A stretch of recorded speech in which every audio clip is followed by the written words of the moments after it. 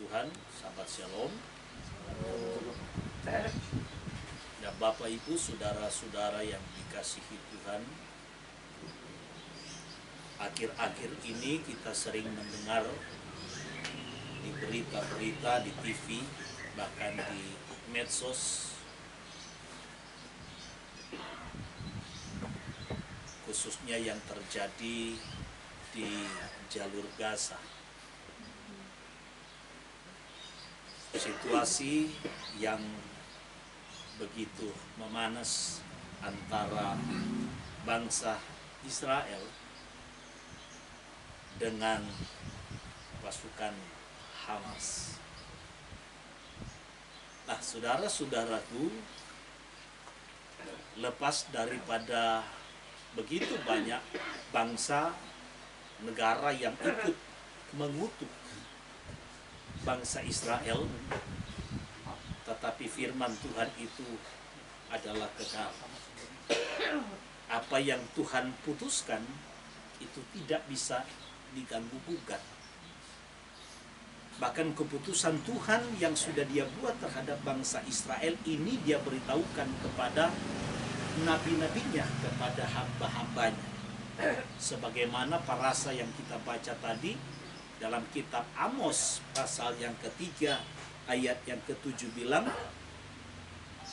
sungguh Tuhan Yahweh tidak berbuat sesuatu tanpa menyatakan keputusannya kepada hamba-hambanya, yaitu para nabi. Dan kita percaya bahwa Tuhan yang sempurna, Tuhan yang maha bijaksana, tidak mungkin salah berbuat keputusan. Memang kalau kita bicara bangsa Israel ini, saudara, sangat unik. Ya. Walaupun dinubuatkan di sana dalam Tehillim 83 dari ayat yang ketiga, Tehillim 83 atau Mazmur 83 ayat yang ketiga bilang begini, mereka mengadakan permufakatan licik melawan umatmu, dan mereka berunding untuk melawan orang-orang yang kau lindungi. Kata mereka, marilah kita lenyapkan mereka sebagai bangsa, sehingga nama Israel tidak diingat lagi. Sungguh, mereka telah berunding dengan satu hati. Mereka telah mengadakan perjanjian untuk melawan engkau. Penghuni kemah-kemah Edom dan orang Ismail, Moab dan orang Hagar, Gebal dan Ammon dan Amalek, Filistia beserta penduduk Tirus dan seterusnya. Jadi bangsa-bangsa ini bermufakat, bersatu hati untuk melenyapkan Israel sebagai satu bangsa. Dan tujuannya bukan hanya sekedar bangsa Israel dihilangkan, dilenyapkan dari peta bumi, dari dunia, ya, tetapi supaya apa yang Tuhan janjikan, yang Tuhan nubuatkan melalui bangsa Israel ini semua runtuh dan hancur. Termasuk apa yang dikatakan di dalam kitab Roma pasal yang ke-9 ayat yang ke-4, di mana kepada Israel inilah dipercayakan Taurat, dipercayakan perjanjian, dipercayakan ibadah, ya, undang-undang. Nah, itu pun mau ikut dihancurkan oleh bangsa-bangsa. Tetapi apakah ada kekuatan manusia, bahkan kekuatan hasatan pun tidak mungkin dapat menggagalkan rencana, tidak mungkin dapat menggagalkan rencana Tuhan. Sehingga jangan heran, saudara, dari ketika Israel ini ditaklukkan, ya, Israel Utara ditaklukkan oleh Asyur, ya, lalu kemudian di diaspora dibuang ke berbagai macam bangsa. Begitu juga dengan Israel Selatan, ya, yang beribu kota di Yerusalem ditaklukkan oleh Babel. Mereka ditawan, diangkut ke Babel dalam 3 fase pengangkutan, ya. Sampai akhirnya pun sampai saat ini Yang 10 suku yang dibuang ke Asyur itu sudah tidak tahu lagi di mana rimbanya, yang mungkin lebih dikenal dengan 10 suku yang terhilang. Israel ini, saudaraku, seringkali dijajah. Bukan hanya Babel, sampai kepada Media Persia, sampai kepada Yunani, bahkan Romawi. Sampai puncaknya ketika bait suci yang kedua itu dihancurkan oleh Jenderal Titus pada tahun 70. Dan seluruh orang Israel itu, saudaraku, dikejar-kejar, mau dihabisi dan dibunuh. Kita kenal dan kita tahu bahwa sejarah pun mencatat ada peristiwa yang namanya Holocaust, di mana orang Israel itu, saudara, dibunuh dengan cara yang tidak berperi kemanusiaan. Tetapi saudaraku, dalam semua upaya itu, apakah bisa menggagalkan rencana Tuhan?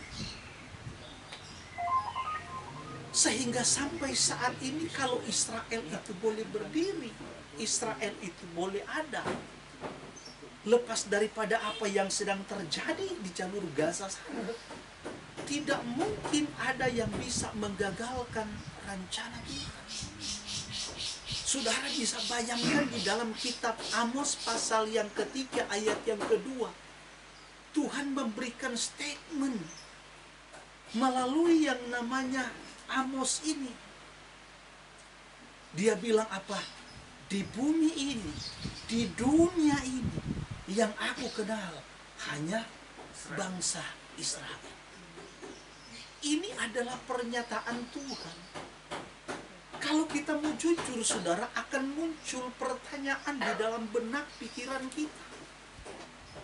Kenapa kok Tuhan memilih bangsa Israel? Kenapa bukan bangsa Misraim atau bangsa Mesir? Kenapa bukan Edom? Kenapa bukan Moab? Kenapa bukan Filistin? Tetapi kenapa justru bangsa Israel? Nah, saudara-saudaraku yang dikasihi Tuhan, pemilihan Tuhan atas bangsa Israel itu sebagai bangsa pilihan Tuhan semata-mata atas keputusan Tuhan, atas kedaulatan Tuhan yang tidak bisa diganggu-gugat. Dan tentunya, saudara, keputusan Tuhan ini didasarkan kepada kebijaksanaan Dia yang sempurna dari kekal sampai kekal. Sekali lagi, keputusan Tuhan ini didasarkan kepada kebijaksanaan Dia yang sempurna. Maka akan muncul pertanyaan berikut.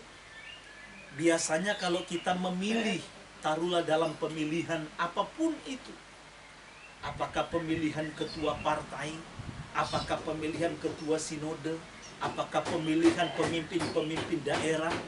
Nah, biasanya, saudaraku, akan ada pertimbangan demi pertimbangan. Maka kenapa perlu ada yang namanya debat, misalnya debat calon pemimpin-pemimpin, ya, supaya dari mungkin visi dan misi dari program yang disampaikan, masyarakat itu akan menimbang-nimbang dari visi dan misi dari program-program itu, kira-kira siapa yang lebih baik, siapa yang lebih pantas, siapa kira-kira yang lebih berhak untuk menjadi pemimpin dari satu kota, satu daerah, bahkan mungkin satu bangsa. Begitu juga dengan satu sinode. Ya. Nah, muncul juga, saudara, pertanyaan itu di dalam benak kita. Apa yang menjadi pertimbangan Tuhan sehingga memilih bangsa Israel menjadi umat pilihan Tuhan? Kenapa bukan bangsa lain? Dan itulah yang saya katakan, saudara. Kembali lagi saya ingatkan bahwa pemilihan Tuhan terhadap bangsa Israel itu semata-mata berpusat daripada kewenangan Dia, kedaulatan Dia, keputusan Dia. Dan pemilihan terhadap bangsa Israel, saudara, itu tidak lepas dari penentuan ya, Tuhan terhadap pemilihan nenek moyang bangsa Israel, yaitu Abraham, Yitsak, dan Yakub. Maka jangan heran kenapa sampai di dalam perjanjian baru diberi kadasa Tuhan Yahweh itu tidak disebut sebagai Tuhannya Adam. Kenapa tidak disebut Elohimnya Adam? Manusia yang dia ciptakan pertama kali serupa dan segambar dengan Tuhan. Kenapa Elohim itu, Tuhan itu tidak dibilangnya Tuhan Noah atau Nuh? Kenapa tidak dibilang Tuhannya Henok? Ya. Yang mungkin diangkat bulan-bulan ke surga.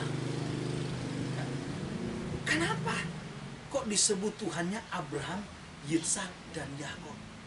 Karena sejak mulai daripada Abraham yang adalah nenek moyang bangsa Israel inilah Tuhan mengikat sebuah perjanjian dengan satu bangsa. Oleh keturunanmu bangsa ini akan memperoleh berkah. Ya. Kepada keturunanmu lah aku akan memberikan yang namanya tanah perjanjian, tanah Kanaan. Kepada keturunan siapa? Kepada keturunan yang namanya Abraham.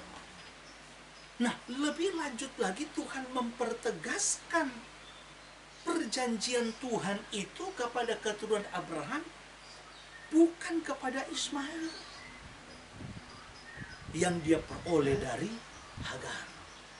Makanya firman Tuhan katakan yang akan disebut keturunanmu itu bukan dari Ismail, tetapi justru dari Yitsak, karena dialah anak perjanjian.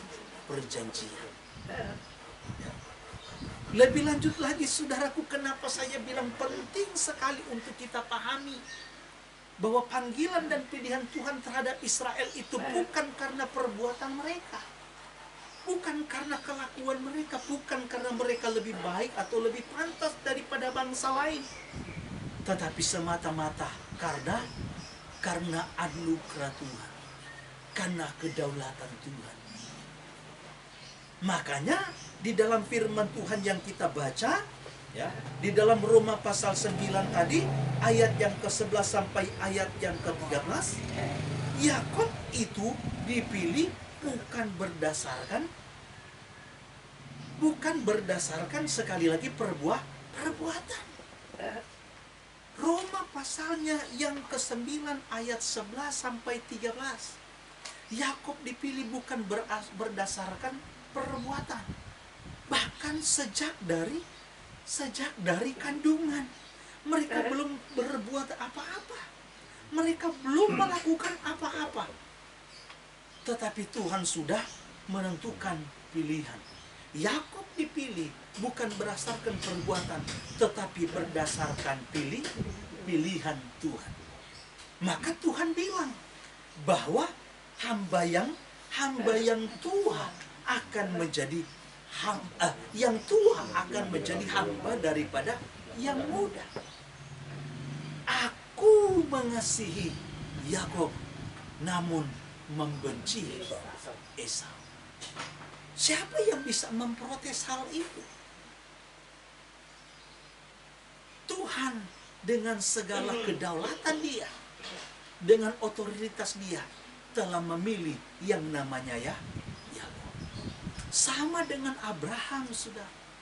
Abraham ketika dipilih oleh Tuhan itu bukan karena perbuatan baik. Dia disuruh keluar dari Ur Kasdim. Dia suruh meninggalkan sanak saudaranya. Dia meninggalkan kampung halamannya. Itu semata-mata karena pilihan Tuhan. Karena pilihan Tuhan, karena panggilan Tuhan. Tetapi kembali lagi kepada pribadi Abraham.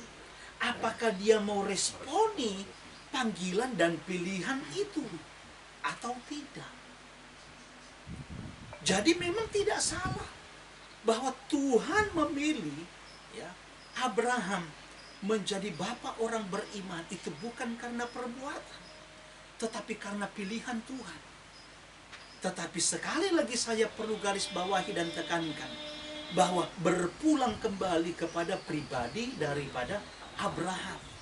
Apakah mau responi panggilan dan pilihan Tuhan itu dengan menyerahkan dirinya secara total, secara penuh di dalam panggilan Tuhan yang mulia itu?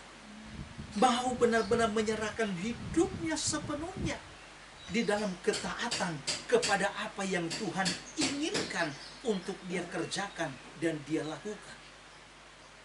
Itulah sebabnya saudara-saudaraku yang dikasihi Tuhan, di dalam Roma pasal 8 ayat 28 dan 29, mari kita lihat bersama-sama. Supaya kita jangan salah mengartikan yang namanya pemilihan Tuhan. Banyak orang Kristen beranggapan bahwa saya sudah dipilih oleh Tuhan, maka saya pasti selamat. Banyak orang Kristen yang beranggapan bahwa ketika dia menyatakan dia dipilih Tuhan, secara otomatis keselamatan itu akan menjadi bagian dia. Sehingga perbuatan apapun itu tidak akan mempengaruhi keselamatan dia.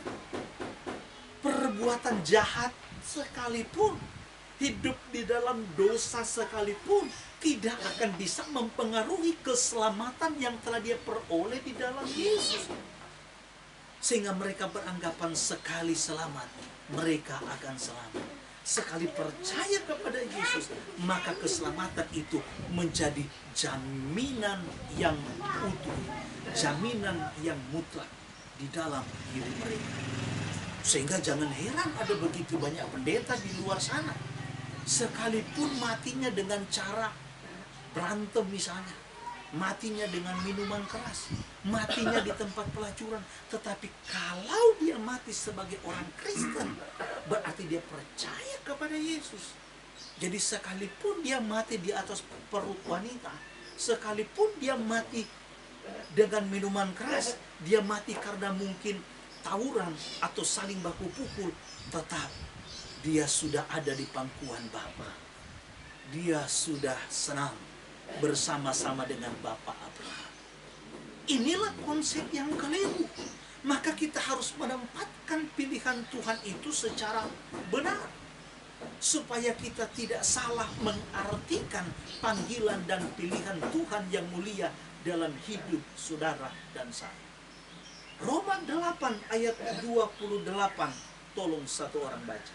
Dan ketika mengetahui bahwa segala sesuatu bekerja bersama-sama untuk kebaikan bagi mereka yang mengasihi Elohim, yaitu bagi mereka yang terpanggil sesuai dengan rencananya. Ingat saudara, mereka yang terpanggil sesuai dengan rencana Tuhan. Jadi kalau kita ini menyatakan diri, mengimani, meyakini bahwa kita dipanggil, berarti saudara kita dipanggil untuk masuk di dalam rencana Tuhan. Lalu apa sih yang menjadi rencana Tuhan di dalam hidup kita? Rencana Tuhan dalam hidup kita bukan hanya sekedar kita menjadi orang Kristen, orang Mesianik, atau orang Nasrani. Rencana Tuhan dalam hidup kita adalah mengembalikan gambar Tuhan. Yang tadi kan Adam itu diciptakan menurut gambar Tuhan. Tetapi ketika manusia jatuh ke dalam dosa, maka gambar Tuhan di dalam diri manusia, citra Tuhan ini menjadi rusak. Nah, saudaraku, kematian Yeshua itu memungkinkan kita yang percaya kepada Dia, memberikan jalan kepada kita untuk kita bisa dikembalikan kepada citra dan gambar Tuhan yang sudah dirusak akibat dosa. Jadi rencana Tuhan ketika Dia menebus saudara dan saya, ketika kita beriman dan percaya kepada Dia, Dia mau supaya kita ini dikembalikan kepada gambar manusia yang adalah gambaran Tuhan tadi, yang sudah dirusak akibat dosa. Ya. Makanya ayat 29 bilang apa? Tolong Pak Rende baca. Perhatikan ayat 29. Sebab mereka yang telah Dia kenal sebelumnya juga telah Dia Tetapkan serupa dengan gambar putranya, sehingga dia menjadi yang sulung di antara banyak saudara. Perhatikan baik-baik, kalau dalam terjemahan lain, mereka yang dipilih, mereka juga ditentukan. Kalau ILT bilang tadi, mereka yang dipilih tadi ditetapkan. Nah, ditentukan di sini saudaraku, ya, bukan menjadi yang saya bilang tadi dipilih lalu kemudian otomatis diselamatkan. Tetapi ditentukan di sini bicara standar. Ditentukan di sini bicara ada satu target. Makanya kalimat selanjutnya bilang, mereka yang dipilih, mereka juga ditentukan untuk menjadi serupa dengan gambaran anaknya. Berarti ada target. Kita yang dipilih, kita yang dipanggil, yang dipilih oleh Tuhan, masuk di dalam rencananya, itu ada target, saudara. Nah, targetnya apa? Untuk menjadi serupa dengan Yeshua. Jadi nggak ada yang otomatis. Ya, ini penting baik-baik. Maka kita harus benar-benar memahami dan mengerti akan apa yang menjadi rencana Tuhan dalam hidup kita. Jangan asal-asalan, jangan ikut-ikutan. Ya, ini penting. Ya, misalnya kan ada pertanyaan begini. Pak Rende aja yang jawab pertanyaannya. Ya, Pak Rende, ya, boleh jawab ini pertanyaan. Kalau ada 9 telur, ya, 9 telur Pak Rende, 3 dipecahin, 3 digoreng, 3 dimakan. Sisa berapa telurnya? Ya. 9 telur. Yang 3 dipecahin, yang 3 digoreng, yang 3 dimakan. Sisa berapa? Habis loh, saudara. Jadi kata Pak Rende habis. Sekarang saya bawa kepada narasi yang lebih baik.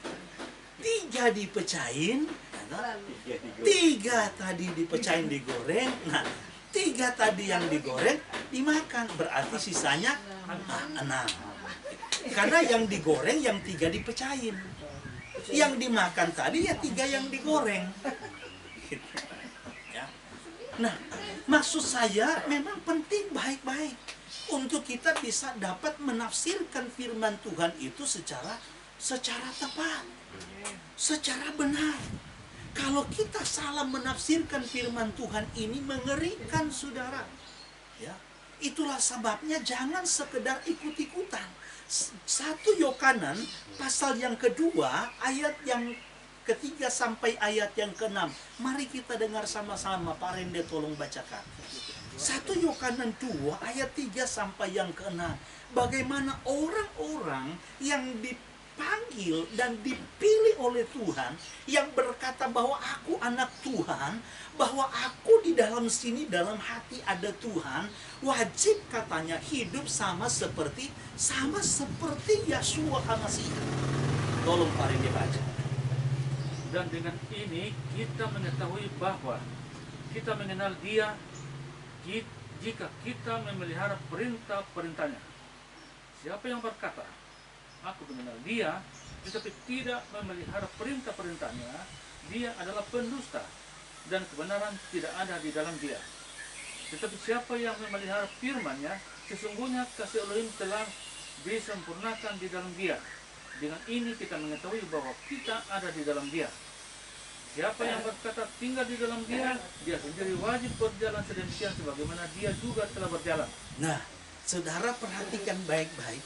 Siapa yang berkata aku ada di dalam dia, siapa yang berkata aku anak Tuhan, aku pengikut Tuhan, maka dia harus katanya melakukan perintah-perintahnya. Ya. Dia wajib hidup sama seperti Yeshua HaMashiach. Jadi saudara, baik yang namanya Kristen, baik yang namanya Mesiani, baik yang namanya Netsarim, ini bukan hanya sekedar bicara pengikut Kristus, pengikut Mesias, pengikut Yeshua orang Nazaret, bukan hanya bicara menjadi pengikut, tetapi bagaimana kita dituntut oleh Tuhan untuk menjadi serupa dengan Dia, untuk meneladani Yeshua HaMashiach. Dari sini kita bisa melihat bahwa ternyata menjadi seorang pengikut Tuhan ini bukan perkara yang mudah. Ya, dari sini sekali lagi kita bisa melihat bahwa menjadi anak Tuhan itu bukan perkara yang mudah. Memang ya, Israel ini ketika dia dipanggil oleh Tuhan keluar dari Misraim, dia dipilih dan diangkat oleh Tuhan. Waduh, nggak ada bangsa yang dia sebut seperti itu. Ya, menjadi kekasihnya Tuhan, menjadi biji matanya Tuhan, menjadi apa? Mempelainya Tuhan, menjadi istrinya Tuhan, apalagi harta kesayangannya Tuhan. Ya, saudaraku, luar biasa. Ketika Israel ini dipilih oleh Tuhan, diangkat menjadi harta kesayangannya, maka ada konsekuensi. Ingat saudara, saya sekali lagi tekankan untuk kita. Ketika Israel ini dipanggil dan dipilih oleh Tuhan menjadi satu umat yang dia sayangi, sampai dia bilang hanya kamu yang aku kenal di bumi, maka ketika mereka menjadi harta kesayangannya Tuhan, ada sebuah konsekuensi. Ya, konsekuensi logisnya adalah kalau sekarang lu menjadi umatku, harta kesayanganku, biji mataku, sekarang lu hidup tidak boleh lagi semaunya gue. Ya, konsekuensi logisnya adalah mereka tidak boleh hidup semaunya mereka. Mau-maunya saya. Makanannya ya mau-mau saya. Ya, mau ibadahnya kayak apa itu mau-maunya saya. Ya, mau pakaiannya seperti apa itu mau-maunya saya. Perayaannya mau bentuk kayak apa, mau tanggal berapa itu mau-maunya saya. Tidak boleh saudara, tidak bisa. Konsekuensi ketika Israel menjadi umat pilihan Tuhan, harta kesayangannya Tuhan, biji matanya Tuhan, maka konsekuensinya adalah lu tidak boleh hidup sembarangan. Kamu tidak boleh lagi ikut kebiasaan bangsa-bangsa, termasuk Kanaan, di negeri di mana engkau akan kubawa. Kamu tidak boleh hidup seperti waktu kamu di Misraim. Sekarang aku berikan nih Torah, aku berikan aturannya. Kamu harus hidup sesuai dengan aturan saya. Nah, ya, jadi saudaraku yang dikasihi Tuhan, memang ternyata tidak mudah saudara, tidak gampang.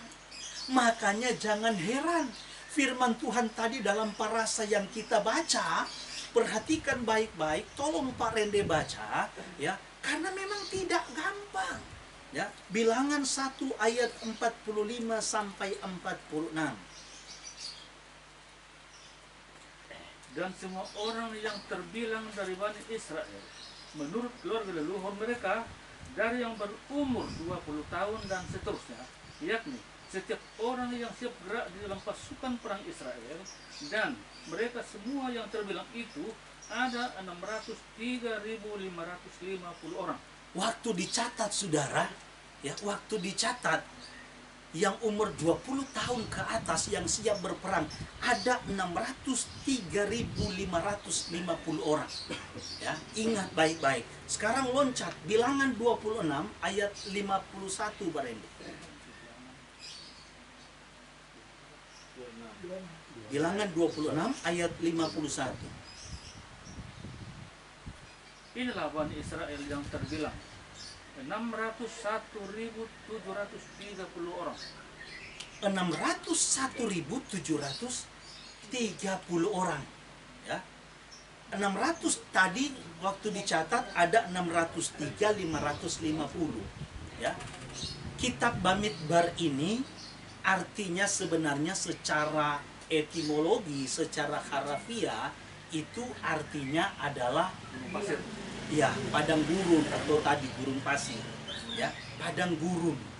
Cuman karena mungkin dimulai dengan catat mencatat, maka diterjemahkan dengan bilangan. Sama dengan kitab Semot. Ya, karena itu adalah peristiwa keluarnya orang Israel dari Misraim, sehingga diterjemahkan dengan keluaran. Sebenarnya secara kata, secara etimologi, Semot itu artinya adalah Nama. ya nama. Ya, bicara nama. Ya, bukan keluaran. Tapi ya ini adalah upaya daripada penerjemah saja. Ya, tapi kalau dari kata sebenarnya Bamidbar itu adalah padang gurun. Nah, ini menceritakan ketika orang Israel berangkat dari dataran Sinai yang dicatat tadi sampai mereka masuk ke dataran Moab di tepi sungai Yordan. Jadi sudah di perbatasan. Nah, Bamidbar ini mencatat bukan memang cuma terdiri dari berapa pasal, tetapi ini menceritakan kurun waktu puluhan tahun, saudara. Kalau bilangan pasal 1 tadi dicatat di sana pada waktu katanya tanggal 1 bulan kedua pada tahun yang kedua, ya. Mereka di dataran Moab di bilangan tadi pasal 26 itu sudah tahun ke-40.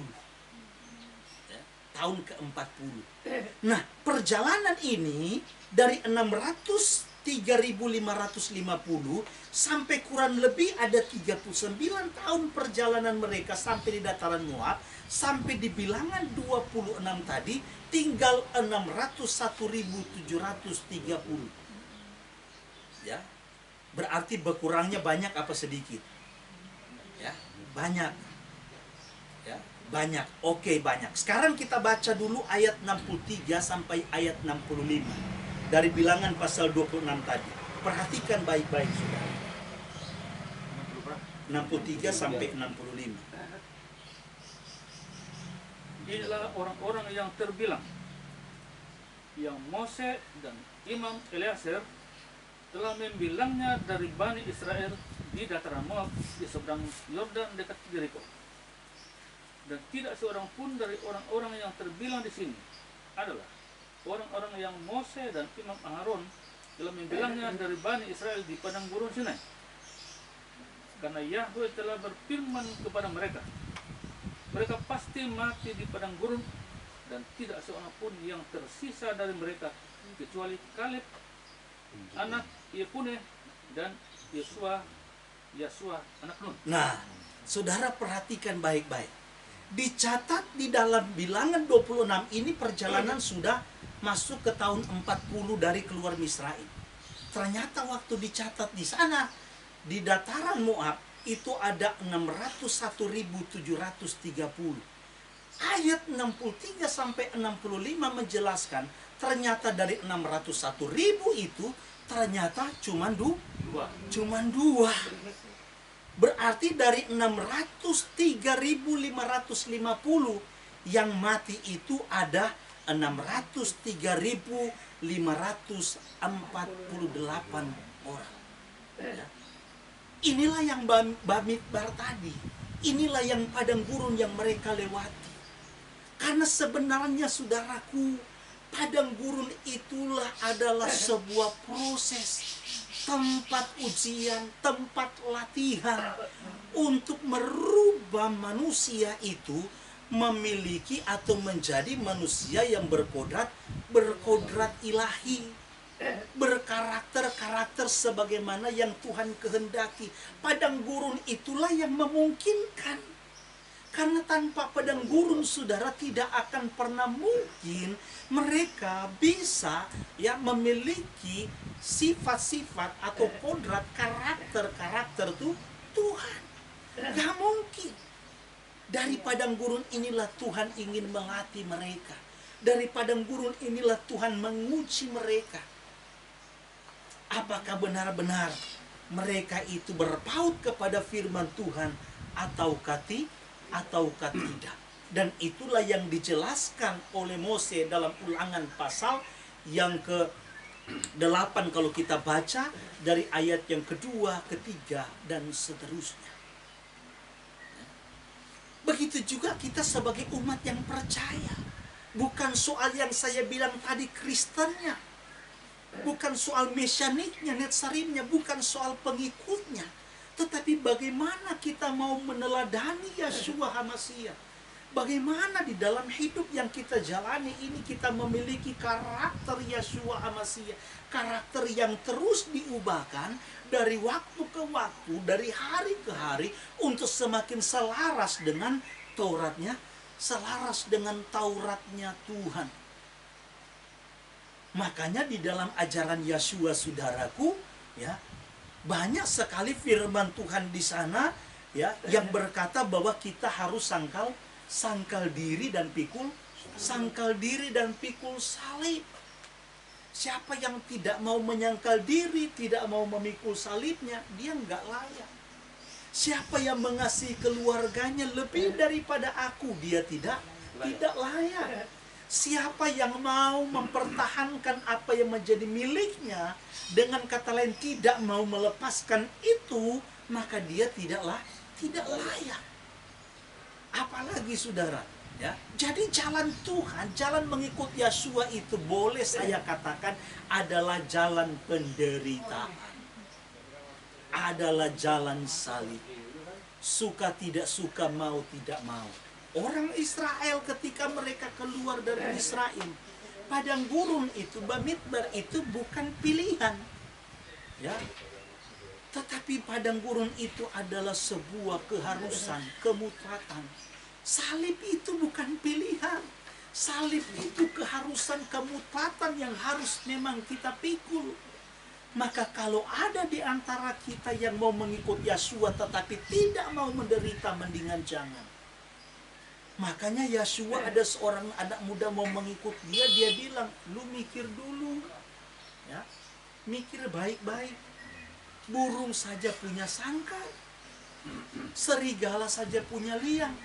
Anak manusia meletakkan kepalanya saja dia tidak punya tempat. Ya. Lebih jelas lagi Yeshua bilang apa? Masuklah katanya melalui jalan yang sempit. Karena memang banyak orang berusaha untuk masuk tetapi memang susah. Jangan katanya yang jalan yang lebar, yang luas. Memang banyak di sana. Tetapi menuju kepada kebinasaan. Nah, saudara-saudaraku, ini yang harus betul-betul kita sadar. Bahwa ternyata ya, kita ini dipanggil dan dipilih oleh Tuhan.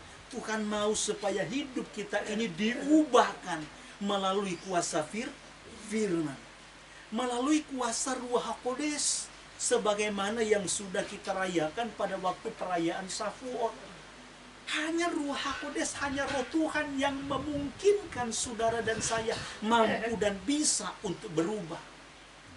Tanpa Ruach HaKodes, tanpa Roh Tuhan di dalam hati kita yang dikaruniakan oleh Tuhan, sangatlah mustahil. Ya, sangatlah mustahil. Itulah sebabnya saudara-saudaraku yang dikasihi Tuhan, mari jangan kita mengeraskan hati kita. Ya. Di dalam Galatia 2 ayat 20, tolong pada dibaca. Dan pengantara itu bukanlah untuk satu pihak, sedangkan Elohim itu satu. Galatia 2 ayat, coba ulang.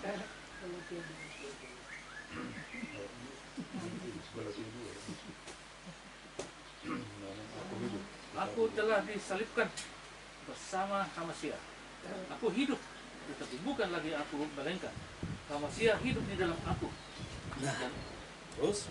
Dan apa yang sekarang aku hidup di dalam daging, aku hidup oleh iman Putra Elohim yang telah mengasihi aku dan telah menyerahkan dirinya demi aku.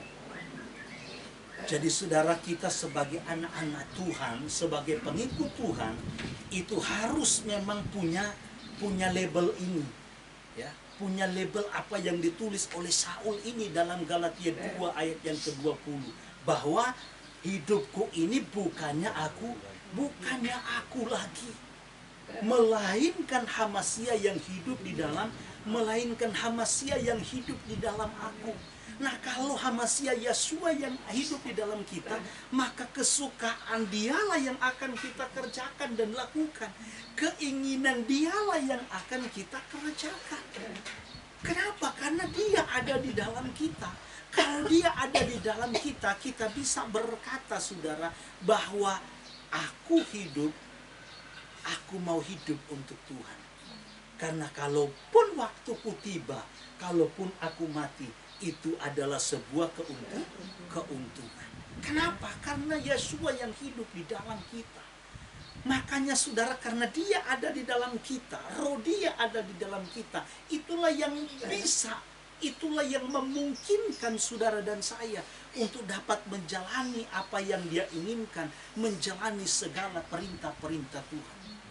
Yang saya khawatirkan saudaraku, memang saya pun dulu punya pemahaman yang keliru. Ya. Yang saya katakan tadi, padang gurun itu Bamidbar itulah yang akan memungkinkan orang Israel itu diketahui oleh Tuhan apakah mereka sungguh-sungguh mengasihi Tuhan apa tidak. Apakah mereka akan berpegang teguh kepada perintah Tuhan apa tidak. Melalui padang gurun itulah Tuhan akan tahu. Begitu juga kita sebagai umat yang percaya, yang hidup di era mesianik di zaman sekarang ini. Hanya salib itulah, hanya pergumulan itulah, hanya persoalan itulah, hanya penderitaan itulah yang akan memungkinkan saudara dan saya untuk dirubahkan menjadi serupa dengan Yeshua HaMasiah. Yang saya khawatirkan ada banyak pemahaman seperti pemahaman saya dulu bahwa kalau kita ikut Tuhan itu mah enak. Ikut Yesus itu sangat enak. Kenapa? Karena meskipun dosa kita itu merah seperti kermisi, ya, ketika kita minta ampun akan langsung menjadi putih seperti salju. Yang saya takutnya ada pemahaman begini, ketika ada seseorang berbuat dosa, melakukan dosa, ya, kan firman Tuhan menuntut kita supaya kita menjadi orang benar, ya, supaya kita memiliki karakter Yeshua HaMasiah untuk semakin disempurnakan sama seperti Yeshua yang adalah sempurna. Itu adalah target kita. Nah, saya takutnya ada orang yang beranggapan begini, bahwa ketika dia berdosa, waktu dia minta ampun kepada Tuhan, ya, waktu dia minta ampun kepada Tuhan, maka saat itu dia sudah menjadi orang benar. Ya. Nah, ini yang salah, saudara. Ya, ini yang salah. Memang ketika kita minta ampun itu, saudaraku, ya, dosa kita diampuni. Yang ditanggung itu oleh Yeshua di atas kayu salib itu adalah akibat dari dosa yang mendatangkan penghukuman. Nah, ini yang sudah ditanggung oleh Yeshua di atas kayu salib. Tetapi yang dia inginkan di dalam hidup kita ketika kita percaya kepada dia, supaya kita itu menjadi orang benar. Jadi ada tanggung jawab. Menjadi pengikut Tuhan itu ada tanggung jawab yang besar. Tanggung jawabnya itu tidak lain adalah untuk kita berubah menjadi sama seperti dia, supaya melalui kita nama dia boleh dimuliakan. Sama seperti seorang anak ketika kita memberikan satu tanggung jawab, ya.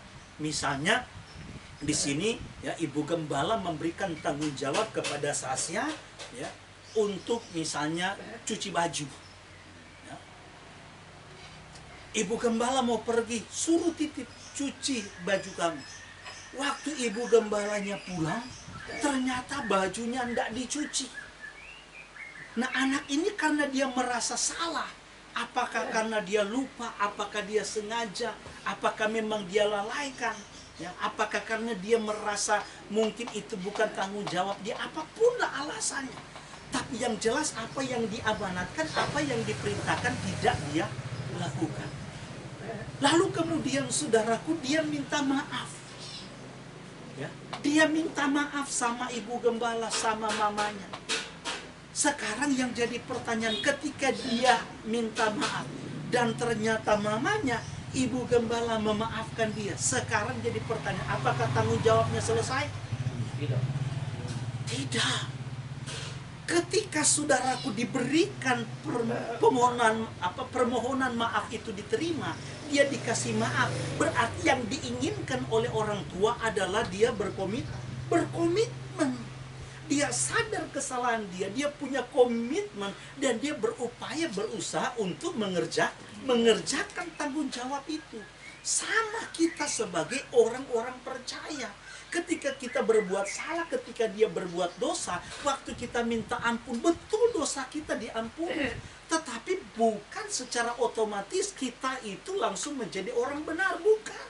Ketika kita minta ampun, Tuhan inginkan ada satu komitmen di dalam kalimat pengampunan itu. Ada satu kerinduan untuk mengerjakan apa yang benar, apa yang Tuhan tuntut, apa yang Tuhan perintahkan. Jadi jangan berhenti hanya kepada minta ampun saja, tetapi saudaraku punya komitmen dan mengerjakan apa yang sudah menjadi komitmen itu. Sampai benar-benar hidup kita semakin dipulihkan dan kita akan benar-benar menjadi serupa dengan Yeshua HaMasiah. Inilah yang Tuhan inginkan di dalam hidup kita. Sehingga biarlah melalui midras ini kita benar-benar mengukuhkan, meneguhkan panggilan Tuhan dalam hidup kita. Bahwa kalau kita dipanggil oleh Tuhan, berarti kita diberikan satu target, kita diberikan satu tanggung jawab. Tanggung jawabnya apa? Menjadi pelaku firman, menjadi serupa dengan Yeshua. Ya kalau sekarang masih belum, ya berupaya. Sekarang masih jauh, ya berusaha. Ya. Berusaha. Karena ada orang bilang begini istilahnya, selama kita punya kemauan, ya, pasti akan ada jalan. Tetapi kalau kita tidak punya kemauan, yang ada bukan jalan, tetapi yang banyak justru alasan. Ya. Alasannya banyak, sudah. Karena pada dasarnya tidak punya kemauan. Tapi kalau kita punya kemauan, pasti Tuhan akan buka jalan. Tuhan pasti berikan kemampuan dan akan mempermuliakan kita supaya melalui kita nama Dia dimuliakan. Tuhan kiranya memberkati midras hari ini dan biarlah kita boleh menjadi berkat bagi orang lain. Tuhan Yeshua memberkati. Haleluya. Mari saat ini kita akan datang untuk masuk dalam doa. Kita akan menyembah Tuhan. Mari kita naikkan pujian yang berkata,